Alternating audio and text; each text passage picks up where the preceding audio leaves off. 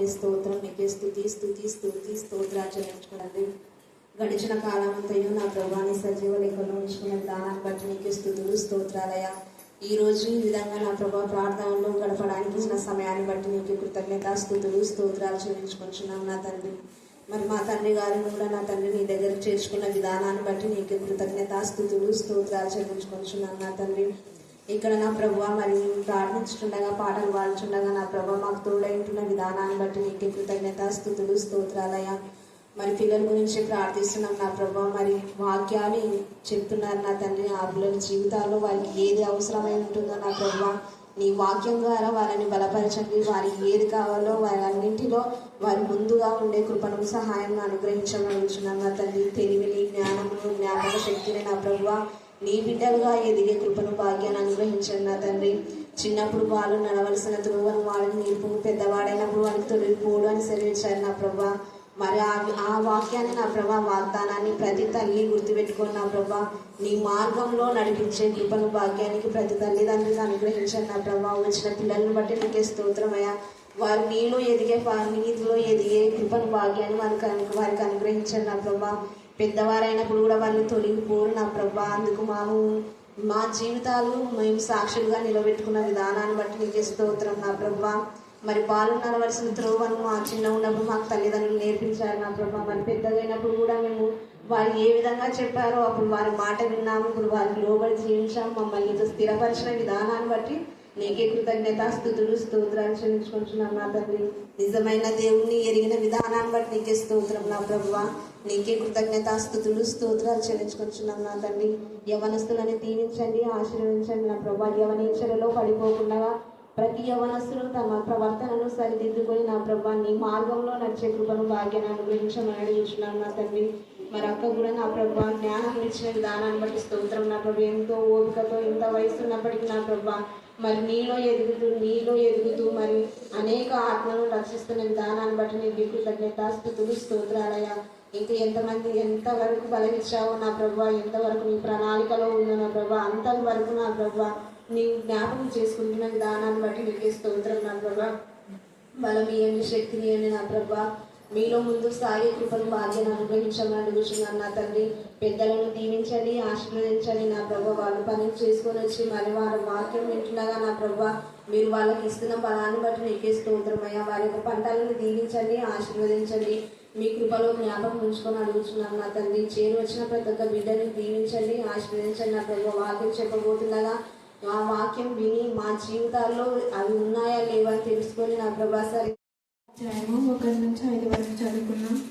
మరియు యెహోవా వాక్కు నాకు ప్రత్యక్షమై ఇలాగూ సెలవిచ్చెను, నరపుత్రుడా, శేయీరు పర్వతము వైపు నీ ముఖము తిప్పుకొని దానికి మాట ఎత్తి ఇలాగూ ప్రవచింపుము. ప్రభువగు యెహోవా సెలవిచ్చినదేమనగా, శేయీరు పర్వతమా, నేను నీకు విరోధినైతిని. నా హస్తము నీ మీద చాపి నిన్ను పాడుగాను నిమజ్జనముగాను చేసేదను. నీవు నిర్జనముగా ఉండునట్లు నీ పట్టణములకు ఎడారులుగా చేసేదను. నీవు పాడవుదువు. అప్పుడు నేను యెహోవానై ఉన్నానని నీవు తెలుసుకుందువు.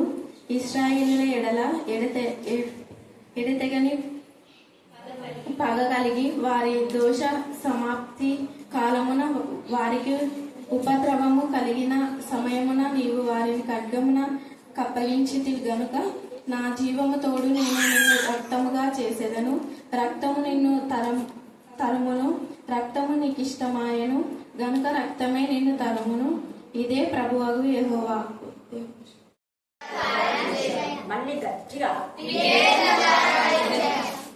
విధేయత ద్వారా విజయం అంటే దేంట్లో విజయం?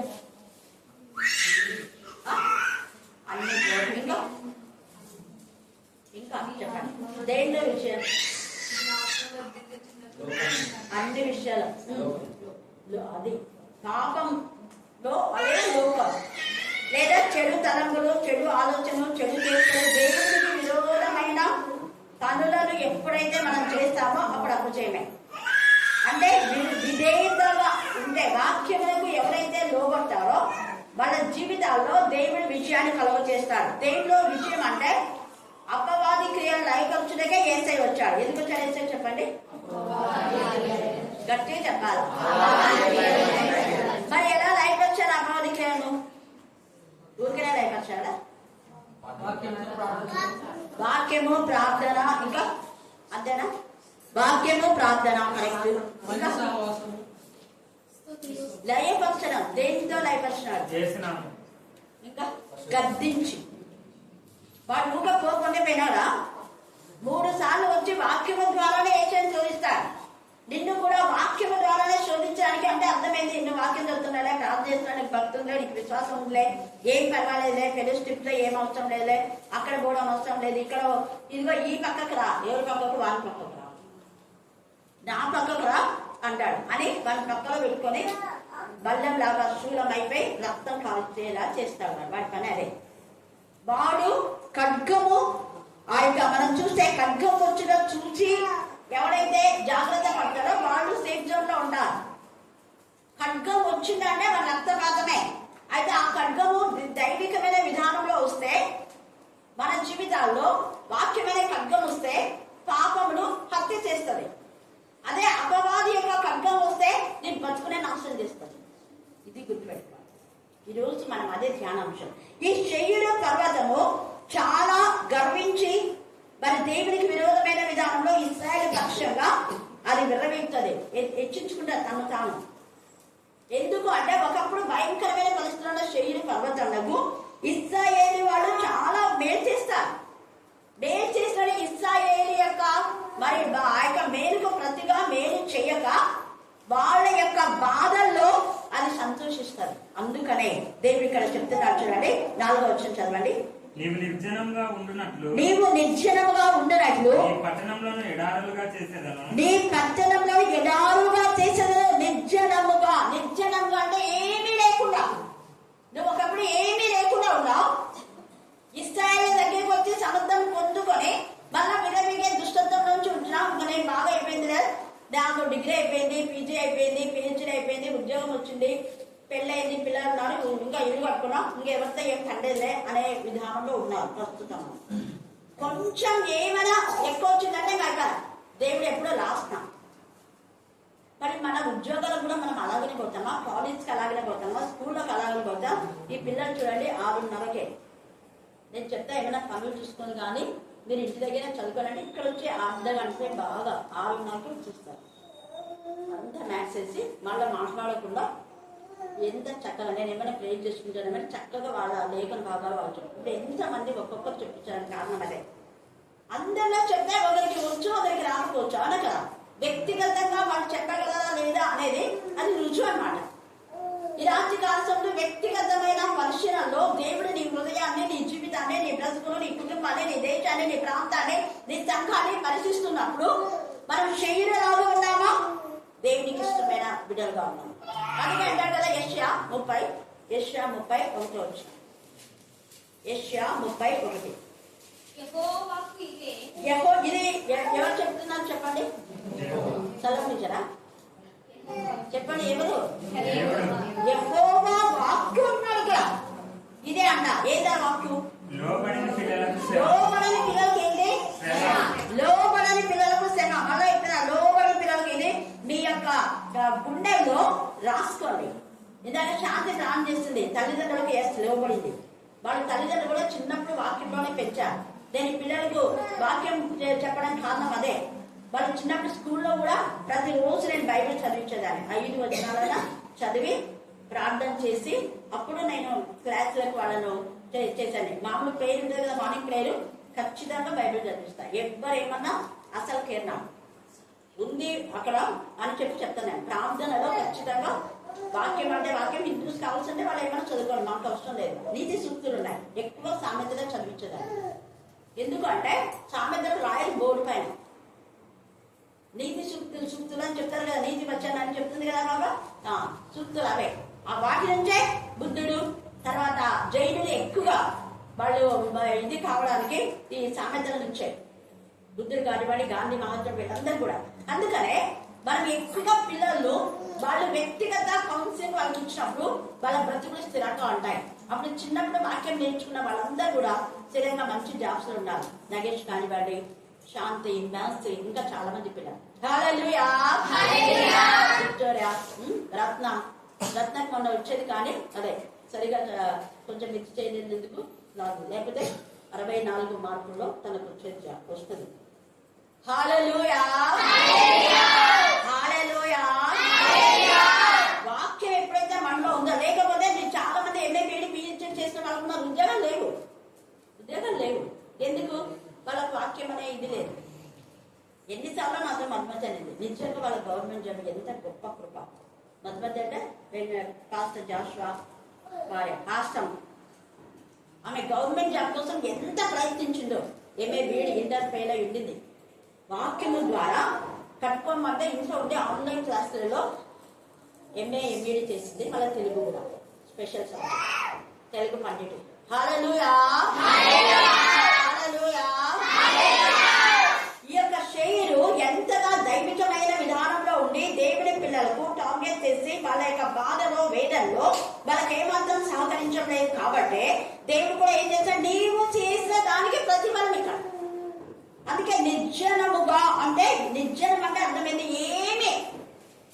ఈ రాత్రి శైలికు నిర్జనమైన జీవితం. ఈ రాత్రి ఇక్కడ కూర్చున్న మనకు దేవునికి ఫస్ట్ ప్రయారిటీ ఇవ్వకపోతే నీ బ్రతుగా చదివినా కూడా అది వేస్ట్. గవర్నమెంట్ జాబ్ రాదు, ఇంకా సమాధానం ఉండదు, నెమ్మది ఉండదు, ఇంకా రోగాలు వెంట రోగాలు ఎన్నగా అన్ని వస్తాయి. అన్ని ఎందుకు? దేవుడు దహించు అది నేను తెలిసి కూడా నన్ను తప్పేస్తాను. తెలియని వాళ్ళే అన్నిటి వేరే. వాళ్ళు వాక్యం చదవాలి కదా అంటే వాళ్ళ యొక్క తీర్పు వేరే, వాళ్ళ జడ్జిమెంట్ వేరే. వాళ్ళ ధర్మశాస్త్ర ప్రకారంగా వాళ్ళకి తీర్పు ఉంటుంది. వాళ్ళ ధర్మశాస్త్రంగా నీతిగా నిజాయితీగా ఉండి ఉంటారేమో. కానీ ఇక్కడ దేవుని వాక్యం తెలిసి కూడా ఈ శైలు చేసింది కాబట్టి నీవు నిర్జనంగా, నీవు అంటే వ్యక్తిగతమైన విధానంలో మాట్లాడుతున్నావు. ఈ రాత్రి నీతో నాతో కూడా 2025 ముగింపులో మనం ఉన్నాం. దేవుడు వ్యక్తిగతంగా నీతో నాతో నీవు నిర్జనంగా ఉండినట్లు నీ పట్టణంలో ఎడారుగా చేసేదని నిర్జనంగా. ఎందుకంటే నువ్వు కేవలం నిన్ను గురించి మాత్రమే ఆలోచిస్తున్నావు, వేరే వాళ్ళ గురించి. ఇందాక ప్రాణం చేసింది అనేకులు ఆత్మీయంగా ఎదగడానికి సహకరించే వ్యక్తులను. ఆ పాప ఒక పిల్ల తల్లి అయినా కూడా చాలా 3 పిల్లలు తీసుకొచ్చింది. మనం వచ్చేటప్పుడు ఎంతమంది తీసుకున్నాం? అంత దూరం నుంచి ఇంటి పక్కన ఉన్న వాళ్ళని మనం తీసుకున్నాం. రేచల్ టీచర్ కూడా ఎంత సంతోషంగా ఈ పిల్లలంతా వాక్యం చెప్తున్నారు. మళ్ళీ వాళ్ళ స్టూడెంట్ చెప్తారు, అక్క అందరికీ తెలుసాక నాకు ఇంగ్లీష్లో మంచిగా మార్కులు రావాలి, వాళ్ళ వాక్యంలో ఉంటే షైన్ అయిపోతారు, నల్లాగే ఇంగ్లీష్ టీచర్స్ కావాలని. నేను అప్పుడు చేతులు ఇద్దామని ఇప్పుడు నాకు గుర్తుంది. కొంతమంది అదే మేము టీచర్స్ కావాలని ఎత్తినాను. నగేష్ అయితే ఎస్ఐ ఏమో ఎత్తినా నాకు గుర్తుంది, కానీ ఆఫీసర్ అయినారు. కొంతమంది ఎవరు టీచర్ అవుతారో ఎత్తాను అంటే ఎత్తినారు. కొంతమంది నేను పోలీసు కావాలి మేడం ఉన్నారు, ఇంకా కొంతమంది డాక్టర్ అన్నారు, ఏదేదో చెప్తున్నారు. ఏదైనా దేవుడు ఏదో ఒక ఆ నమ్మకంతో మనం ఉంటే అదే మంచి పునాది.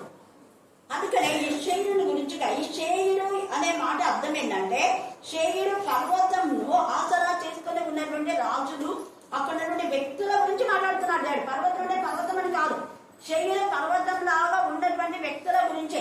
ఇశ్రాయేల్లో ఉన్న వ్యక్తులకు మీరు బాధ పెట్టారు, దేవుని పిల్లలకు మీరు బాధ పెట్టారు, దేవుని పిల్లలకు మీరు హాని చేశారు, దేవుని పిల్లలు మీరు నిర్లక్ష్యం చేశారు అంటే సహాయం చేసుకొని మనం మీరు ఏం చేస్తున్నారు తోసేస్తున్నారు. సహాయం పొందే వరకు వాళ్ళతో మీరు ఉన్నారు సహవాసాలు. మీ సహాయం అయిపోతేనే వాళ్ళని నిర్జనంగా అంటే చప్పటిగా చేసేసారు. ఏమి వాళ్ళతో పొందిక లేకుండా ఉన్నారు కాబట్టి మేము కూడా ఏం లేకుండా చేస్తాం. ఎంత తేటగా దేవుడు మాట్లాడతాడు. అలాగా చేసినటువంటి వ్యక్తులు మనం చూస్తే నాబాలు యొక్క మరి గొర్రెలు బాధతో ఉంటే దావీదు యొక్క గొర్రెల కాపర్లు ఆ ప్రాపర్టీ అంతా కూడా సేవ్ చేస్తారు. ఆ తర్వాత దావీదు ఆకలితో తన కోసం కాకుండా తనతో ఉన్న వాళ్ళు ఉన్నారని వాళ్ళంతా పనికి రాని వాళ్ళు, అప్పుల్లో ఉన్న వాళ్ళు, ఆర్థిక సమస్య రోగంతో పనికి రాని వాళ్ళు, రోగంతో ఉన్నవాళ్ళు, అప్పులో ఉన్నవాళ్ళు అందరి చేత నిషేధింప దగ్గర తీసుకొని వాళ్ళకి వాక్యం చెప్పి వాళ్ళు చేస్తే వాళ్ళకి భోజనం కోసం పంపిస్తే నా దావీదు ఎవడు? సౌలు దగ్గర నుంచి వచ్చినోడా? ఇది కూడా తెలుసుకోండి. చూడండి ఎంత గర్వం. వెంటనే దావీదు క్షమించినా కానీ దేవుడికి క్షమించాడు. మొదటే శాంతి శగిరు పర్వతమా, ఈ నాబాలు కూడా శగిరు పర్వతం లాంటివా. మనం క్షమించినా పొరపాటున దేవుని దగ్గర చాలా చాలా ఉంటాయి క్షమించాలి. ఎందుకంటే నువ్వు మేలుని పొంది నువ్వు కీడు చేసే నేచర్లో ఉన్నావు కాబట్టి. అందుకే అంటే ఒకప్పుడు నా ప్రేమను మంచిదని నేను నీ మీద తప్పు ఒకటి ఒక్క తప్పును సరి చేసుకోకపోతే బ్రతుకు బాగుంటుంది, సరి చేసుకోకపోతే నాశనమే. అందుకే జీవించున్న పేరు మాత్రం ఉంది కానీ నువ్వు ఎలాంటి వాడు? వృద్ధుడమే. మృతతుల్యమైన బ్రతుకులో ఉన్నాం మేము. శరీరం మృతతుల్యమైన బ్రతుకులో ఉంది. జీవించిన పేరు మాత్రం ఉంది కానీ మృతతుల్య. నావాడు జీవించిన పేరు మాత్రం ఉంది, ఎవరికి సహాయం చేయలేనివంటే బ్రతుకుడు. మనం నిన్న తిమోతి 1:6 అక్కడ తేటగా ఉంది. 20 వచ్చిన చదవండి. 20 వచ్చిన వారిలో హుమెనయును అలెగ్జాంద్రును క్షమించండి.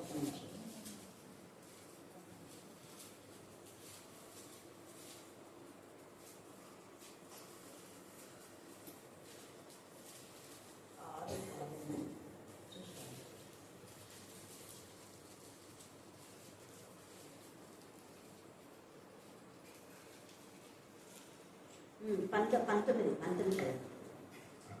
మీరు ఏం చెప్తున్నారు ఇక్కడ? వాళ్ళు ఇది 1 తిమోతి 6వ అధ్యాయము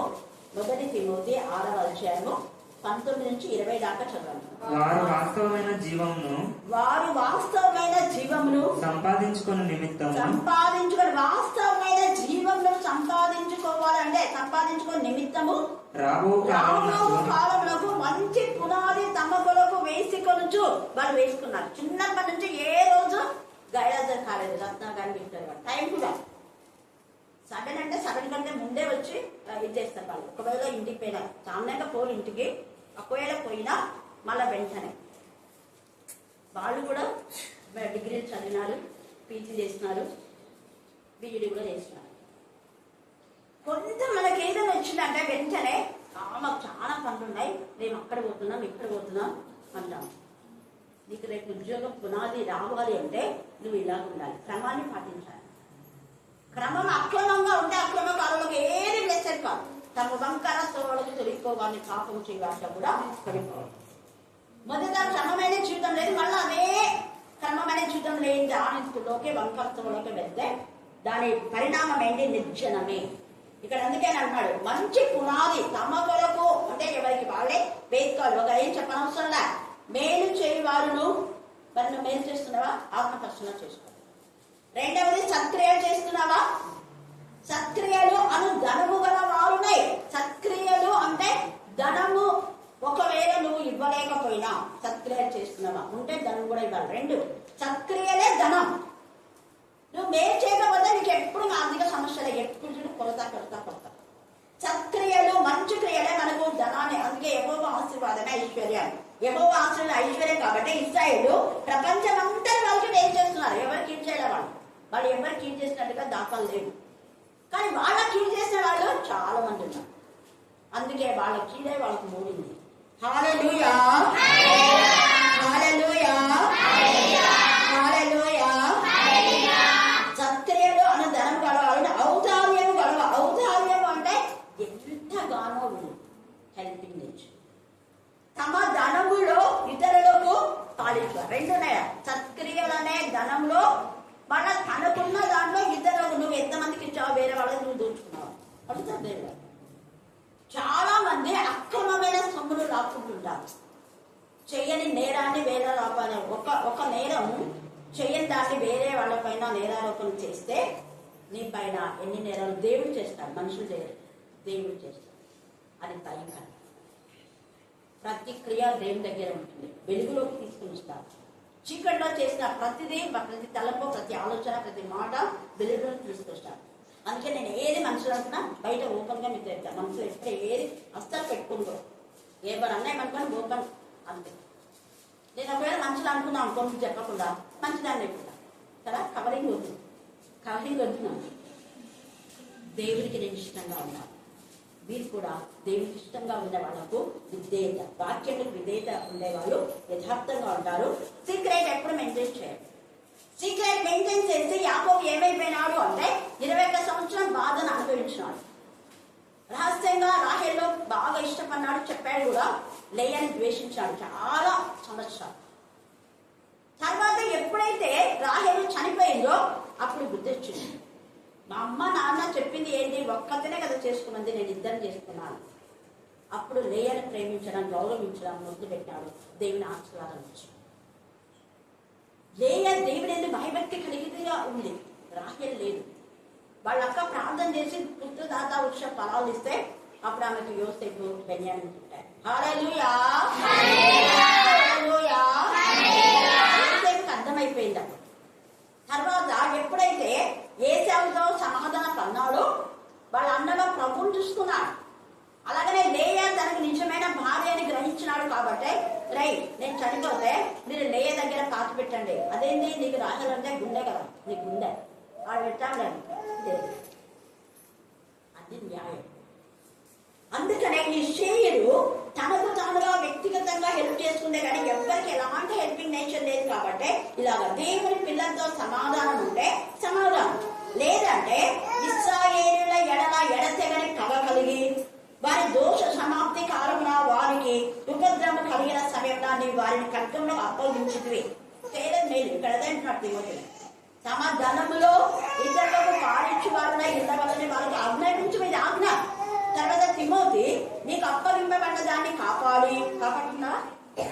కాపాడుతున్నావా? చూడండి, ఇతరులను మనం వాళ్ళ పరిస్థితిలో వాళ్ళ బాధలో మనం కాపాడితే మనకు వాళ్ళు ఏం చేస్తారు, వెండి చూపే వాళ్ళు కూడా ఉన్నారు, మేలు పొందుతారు. ఇక్కడ కాపాడి అపవిత్రమైన బట్టి మాటలకు జ్ఞానం అనే అబద్ధంగా చెప్పబడిన విపరీత వాదనలకు దూరంగా ఉండు. అందుకే వీటిని నేను వెంటనే ఖండించేస్తాను. ఆ విషయంలో ప్రవీణం అనుకొని కొందరు మాకు అంతా తెలిసినా టీచర్ చెప్పేది ఎందుకు, మేము మాకు వాక్యం వచ్చు, మేము వాక్యం చెప్తాం, మేము బైబిల్ చెప్తాం, మేము ప్రాణం చేస్తాం అనే విపరీత వాదన నువ్వు చెయ్యొచ్చు, కానీ రైట్ వేలో చేయి, రాంగ్ వేలో కాదు. విశ్వాస విషయం తప్పిపోయినే ఇలా చెప్తున్నా.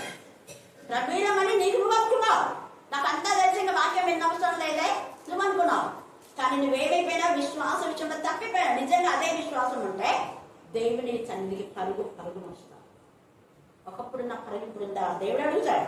ఇక్కడ అప్పుడు ఇశ్రాయేలుతో ఎంతగా సహవాసం కలిగి వీళ్ళందరూ కలిసి దేవుని మహిమపరిచి గణపరిచినారు. కానీ అయితే ఇప్పుడు ఇశ్రాయేలుకు వాడు ఎప్పుడైతే ఎడంగా ఉన్నారో వారికి ఏమాత్రం మీరు సహకరించని జీవితంలో ఉన్నారు. కాబట్టి వారిని రక్తము కారేలా వారు చేశారు. కాబట్టి ఆ రక్త దోషము నేను నీకు ఇప్పుడు వస్తుంది. ఇతరులను చంపాలని నిన్ను చంపేవాళ్ళు ఉంటారు.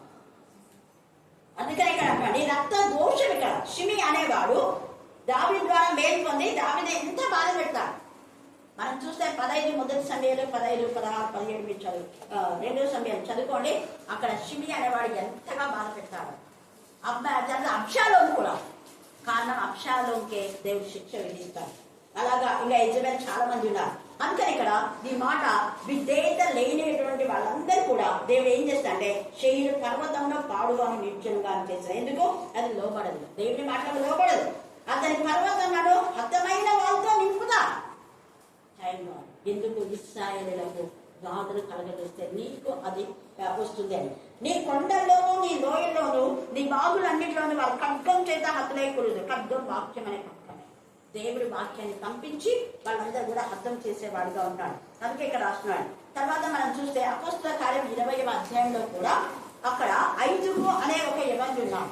ఈ రాత్రి నువ్వు మందిరంలో ఉండొచ్చు, కానీ నీ బతుకు ఎక్కడ ఉండొచ్చు, నువ్వు దేనిపైన ఆసక్తి కలిగి ఉన్నావు. 5 అనే యవనుడు 15 నుంచి 20 దాకా మీరు చదివితే అక్కడ ఆ యొక్క ఇంటిలో ఆ మేడ గదిలో అనేక దీపములు అంటే అనేక ఆత్మతో నింపబడిన వాళ్ళు ఉన్నారు. అనేక పరిశుద్ధ ఆత్మ జీలు కలిగి ఉన్నటువంటి వాళ్ళు ఉన్నారు. వాళ్ళతో కలిసి వీడు వచ్చాడే వీడు కూడా పావురం లాగా నేను బాగా ఉన్నాను లేని కాకివాడు. కాకి పావురం లాగా పావురంలో కలిసి ఉన్నాడు. వాడి యొక్క స్థలం యొక్క కిటికీ దగ్గర. మీరు చదువుకోని టైం లేదు, ఇంకోసారి ఎప్పుడైనా ఎక్స్ప్లెయిన్ చేస్తా. చాలా పదం చాలా ఇన్నర్ మీనింగ్తో ఉంది. అక్కడ కిటికీ దగ్గర వాడు కూర్చుంటాడు. అక్కడ వాడి కిటికీ అంటే ఇట్లా కిటికీ చూసుకుంటా వాక్యం వినుకుంటా, కిటికీ చూసుకుంటా వాక్యం వినుకుంటా. అంటే ఎవరైనా చూసేటప్పుడు వాక్యం వింటాడు, ఎవరు చూడకుండా ఉన్నప్పుడు కిటికీ చూస్తాడు. వాడి బతుకు అటు ఇటు అటు ఇటు అటు ఇటు ఉంటే ఏమైపోయింది? వాడి బతుకు జోగి నిద్రలో వాడు జోగి ఎక్కడ పడిపోయినంత కింద పడిపోయినాడు. చదువుకోండి బాగా 10 సార్లు చదవండి. దేవుడి చూడండి, కింద పడిపోయినా అంటే వాడు చచ్చాడు. వాడి చావు ద్వారా ఇక్కడ ఏమైపోయింది? వాక్యం ఎంతగా ప్రకటిస్తున్న అపోస్తలైన పౌలు వాక్యంలో ఆటంకం వచ్చేసింది. ఒకవేళ వాడు లేవకపోతే దేవుడి కృప చొప్పున వాడు బ్రతికాడు. బ్రతకపోతే అపోస్తలుడైన పౌలు రాళ్లతో కొట్టి చంపుతారు. ఒకటి. రెండవది, ఆత్మలో ఉన్న వాళ్ళందరూ కూడా ఆత్మలో సన్నగిలిపోయే పరిస్థితి. మూడవది, అక్కడ మళ్ళా వాక్య పరిచయం జరగకుండా కూడా చేసేవాళ్ళు. కానీ వీటన్నిటి దేవుడు తీర్చివేస్తారు ఒక్కడి ద్వారా. నీ ఒక్కదాని ద్వారా, నీ ఒక్కరి ద్వారా ఒకవేళ కర్ణాపీఠంకి చెడ్డ పేరు వస్తుందేమో, లేదా నీ ఇంటికి చెడ్డ పేరు వస్తుందేమో, లేదా దేశానికి లేదా ప్రాంతానికి ఒక్కరి ద్వారా దేశానికి ఎంత పేరు ఇచ్చింది కదా జమీమా.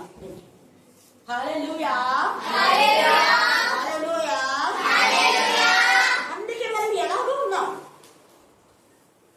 వాడు ఇంతకుముందే వాడు అప్పటి నుంచి వస్తున్నాడో ఎప్పుడున్నాడో నాకు తెలియదు. మొత్తానికి వాళ్ళ క్యారెక్టర్ ఏంటంటే సగం లోకం ఇక్కడ ఉంటాడు, అక్కడ పౌల దగ్గరనే ఉన్నాడు. బట్ వాడి మైండ్ అంతా ఇక్కడ ఉంటాడు. నీ మైండ్ ఎక్కడ ఉంది? ఎవరి గురించో ఉందా? వ్యక్తుల గురించి ఉందా? చదువు గురించి ఉందా? ఇంకా వేరే వేరే వాటిపైన ఉందా? దేవుడు ఆ రోజు తేటగా ఇప్పుడు చెప్పిన ఈ వాక్యం బట్టి దాని హృదయానికి చూపిస్తాడు. వాక్యం గురించి ఉండే అప్పుడు దేవుడు చెప్తారు, వీళ్ళు వంట వేసుకుంటా వాక్యం ధ్యానిస్తున్నారు, కసు వేసుకుంటా వాక్యం ధ్యానిస్తారు, బట్టలు వేసుకుంటా వాక్యం ధ్యానిస్తారు, బస్సులో ఉండి వాక్యం ధ్యానిస్తారు. ఎప్పుడెప్పుడు నేను ఇంటికి రావాలా, ఎప్పుడెప్పుడు వాక్యం చెప్పాలని. మేము బస్సు నుంచి వస్తాను, ఆడ పడేసి వస్తామా లేదా అది కూడా లెక్క ప్రతిదే అప్పుడు దీపం వస్తాయి. అది విధేయత. వాక్యములకు విధేయత చూపేవాళ్ళు, వాక్యములకు లోపడేవాళ్ళు, వాక్యం అంటే భయం ఉండేవాళ్ళు ఫస్ట్ ప్రయారిటీ దేవుడి. తద్వారా నీకు ఏమిట్లో విజయం అంటే సమాధానం పొందుకుంటాం. అసమాధానం పైన విషయం, ఆర్థిక సమస్యల పైన విషయాలు, నీ లైఫ్ లో నీ ఉద్యోగంలో ఒకరి పైన ఆధారపడినటువంటి జీవితంలో దేవుడిని సెట్ చేస్తారు ఉద్యోగం నుంచి. అలాగనే నీవు ఇల్లు కట్టుకోవడానికి ఇల్లు కట్టేటటువంటి చాలా మంది ఇల్లు కట్టారు, పూర్తి చేయాలి. చాలా మంది చదివిన వాళ్ళు ఇంజనీర్ పిహెచ్డీ చదివిన వాళ్ళు ఉంటారు, గవర్నమెంట్ జాబ్ లేదు, ప్రైవేట్ గానే 10,000 5,000 అంతే. ఇప్పుడున్న వాళ్ళకు 50,000 ఏమో స్టార్టింగ్ లో. హల్లెలూయా, హల్లెలూయా. దేంట్లో విజయం అనేది నీ ఆత్మ పరిశీలన చేసుకుని నీకు దేంట్లయితే అప్పచేయం ఉందో వెంటనే ఇది దేవుడికి విరోధమైన కార్యమని లోబడితే మళ్ళీ దేవుడు వీళ్ళు లోబడే జీవితంలో ఇంత అయిపోయినా కూడా వాళ్ళ చివరి దాకా కూడా లోబడాలి. ఇక్కడ చాలా మంది మీరు చదువుకోండి, 15 వచ్చినట్టు చదవండి, 35, 15. ఇశ్రాయేలుల స్వాస్థ్యము పాడైపోవుట చూచే నీకు మేలు చేసినారు, వాళ్ళ స్వాస్థ్యాన్ని నీకు ఇచ్చినారు. సిగ్గుందా? శైలు వాళ్ళు ఎన్నిసార్లు నీకు హెల్ప్ చేశారు. స్వాస్థ్యం అంటే వాళ్ళ టయాన్ని వెచ్చించి నీకోసమే ప్రార్థన చేయడమో, వాక్యం చెప్పడమో, గద్దించడమో, బుద్ధి చెప్పడమో అన్ని ఇవన్నీ స్వాస్థ్యానికి వచ్చేస్తాయి. ఏసై గద్దించడం వాడు అప్పుడు పోయినా స్వాస్థ్యము. వాడి ఇంకా స్వాస్థ్యం నాకు ఇచ్చిన టైం, దేవుడు నాకు ఇచ్చిన స్వాస్థ్యం, ఆ టైంలో నీకోసమై చేసిన దాన్ని నువ్వు మర్చిపోతున్నావా? అందుకే అన్నాడు ఇక్కడ, అవి ఎంత చక్కగా ఇశ్రాయేలు స్వాస్థ్యం పాడైపోవట చూచి నీవు ఏం చేస్తుంది?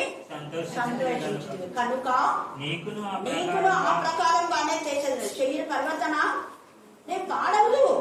ఎదోము దేశం యావత్తున పాడైపోదు. ఎదోము శరీరంలో ఇంక్లూడింగ్ అన్నమాట. అందుకనే వాళ్ళతో తొత్తులు వీళ్ళంతా. ఎవరైతే దేవుడికి విరోధమైన వాళ్ళలో అపహాసకులు కూర్చుని చోట కూర్చున్నా, నిలిచినా, వాళ్ళతో సహవాసం చేసిన వాళ్ళకందరికి కూడా వస్తాయి. అందుకే ఇక్కడ అన్నాడు, ఎదోము దేశం యావత్తులో పాడైపోవడం అప్పుడు నేను యెహోవానై ఉన్నానని మీరు పాడైతే తప్ప దేవుడికి భయపడరా? అంటే రోగాలు వస్తేనే త్వరగా దేవుని మందిరానికి వస్తారా? బాగుంటే లేట్కి వస్తారా? అడుగుతాం. దేవుడు బాగలేనప్పుడేమో దేవుడా, బాగున్నప్పుడేమో ఇంకా ఎప్పుడో అంతా తిని గొర్రెతోక దేవునికి అన్నారట. దేవుడు బలి అర్పించినాడు. తోకని ఇట్లా కట్టింటారు కదా, మీకు తెలుసు కదా. కాబట్టి ఈ సమయం మీద అలాగూ ఉంది. దేవునికి మనం తలలు అర్పిద్దాం. తల అంటే మన యొక్క అరికాలిపోతే నన్నెత్తి వరకు మన ప్రతి ఆలోచన, ప్రతి తలప్పుడు దైవికంగా ఉంటే ప్రశ్నిస్తాయి. విధేయత వాక్యానికి లోపలి యుద్ధం మనం నేర్చుకున్నాం. 2025 అంతంలో మనం ఉన్నాం. దేవుడి లేఖన భాగాన్ని దీవించి ఆశీర్వదించి మాకు ఆమేన్, ఆమేన్. చివరి ప్రార్థన అసలు మనలో ప్రార్థన చేస్తాం. శ్రేష్టమైన ఉన్నతమైన నామాన్ని బట్టి లెక్కలేని కొడుకులకి వందనాలు, స్తుతులు, స్తోత్రాలు చెల్లిస్తున్న ప్రభా, ఆనందం నువ్వు చూపించే ఉచితమైన ప్రేమను బట్టి, దయను బట్టి, జాలిని బట్టి, నీ కనికరాన్ని బట్టి ప్రభా, సమయాలను తండ్రి చూపిస్తున్న నీకు గొప్ప కనికరాన్ని బట్టి నీకు వందనాలు, స్తుతులు, స్తోత్రాలు చెల్లించుకుంటున్న ప్రభా. ఎన్నికలేని వారం ప్రభా, మమ్మల్ని ఎన్నుకొని శనగలు నిలబెట్టుకున్నారు ప్రభా, నీకు వందనాలు చెల్లిస్తున్న మానవులము మేము ఎప్పటికీ నిన్నటి వారమని సెలవు ఇచ్చారు ప్రభా. మరి ఒక దినాన్ని మాకు ఇచ్చారు. అందరిని బట్టి నీకు వందనాలు, స్థుతులు స్థుతులు స్తోత్రాలు చెల్లించుకుంటున్నాం ప్రభా. ఎవరికి లేని ధన్యత యోగ్యతను మాకు ఇచ్చారు ప్రభా. అందరిని బట్టి నీకు వందనాలు. నీ సన్నిధిలో గడిపే భాగ్యాన్ని మీరు ఇచ్చారు ప్రభా. నీకు వందనాలు. ఎక్కువ మీరు ప్రభా హృదయ వాంఛలు మీరు తీర్చే దేవుడుగా మాకు ఉన్నారు ప్రభా. నీకు వందనాలు, స్థుతులు స్తోత్రాలు చెల్లించుకుంటున్నాం. నీకును నీ పిల్లలకును ప్రభా, నీకు తండ్రి వేసే ఏ దానికైనా ప్రభా మేము విరోధం అనుకుంటే మమ్మల్ని దూరపరచమని ప్రార్థిస్తున్నాం నా తండ్రి. ప్రభా కేవలం తండ్రి ఇస్రాయల్ తండ్రి క్షేమాన్ని చూడక ప్రభా తండ్రి వేసే తండ్రి వేసే ప్రభా నిందించిన విధానంలోనే ప్రభా తండ్రి షేర్ని మీరు ఏ విధానం చేశారు కదా ప్రభా. నీకు వందనాలు, స్తోత్రాలు చెల్లిస్తున్న ప్రభా. అట్టి విధానంలో మేమును మా పితరులను తండ్రి వేసే మా వారిని ఉండకుండా నీ కృపణ సహాయం అనుగ్రహించమని ప్రార్థిస్తున్నాం ప్రభా. నోటిని కాచుకున్న తండ్రులని సెలవిచ్చావు ప్రభా. నీకు వందనాలు, స్థుతులు స్తోత్రాలు చెల్లించుకుంటున్నాం ప్రభా. హృదయాన్ని కాచుకోవడానికి నీ కృపను సహాయం అనుగ్రహించమని ప్రార్థిస్తున్నాం ప్రభా. మీరు ఎంతటికైనా చాలినంత దేవుడుగా మాతో మా అందరితో ఉన్న విధానాన్ని బట్టి నీకు వందనాలు, స్థుతులు స్తోత్రాలు చెల్లిస్తున్నాం ప్రభా. దైవ ప్రభావ వాక్యం వినిపించబడుచున్నప్పుడే ప్రభావం వినటానికి నీ ప్రభావం దయచుమని ప్రార్థిస్తున్నాం ప్రభావ. మేము అంత దినాలలో మేము ఉంటున్నాం ప్రభా. అపాయకరమైన దినాల్లో మేము ఉంటున్నాం నా తండ్రి. మీరు మహింపరచుకోవాలని ప్రార్థిస్తున్నాం ప్రభా. ఇక్కడ వచ్చిన ప్రతి ఒక్కరిని పేరు వచ్చిన దీవించి ఆశీర్వదించమని ప్రార్థిస్తున్నాం. చిన్న పిల్లలు స్కూల్కి వెళ్తున్నా ప్రభా. వెళ్ళి వచ్చే మార్గం అంతట్లో నీ కృప కాపులని దేవునులతో మీ దేవదూతలతో ఉంచమని ప్రార్థిస్తున్నాం నా ప్రభా. వేరే ఊరికి వెళ్ళేదానేసే కాలేజెస్ కానీ ప్రభా ఏ విధానంలో వెళ్తున్న పిల్లలు మీరు కనికరించి కాపాడి క్షేమంగా మరలా మీరు తండ్రి కర్ణాకడానికి చేర్చమని ప్రార్థిస్తున్నాం. ప్రపంచంలోకి వెళ్ళిన బిడ్డలను అలసరను శీలను మీకు తీర్చమని ప్రార్థిస్తూ ఇక్కడ వచ్చిన ప్రతి ఒక్క బిడ్డని చేతులకి సమర్పిస్తూ నజరుడైన శక్తి నామమున ప్రార్థించి అడిగి వేడుకుంటున్నాం మా ప్రియ పరలోకపు తండ్రి. ఆమేన్, ఆమేన్, ఆమేన్.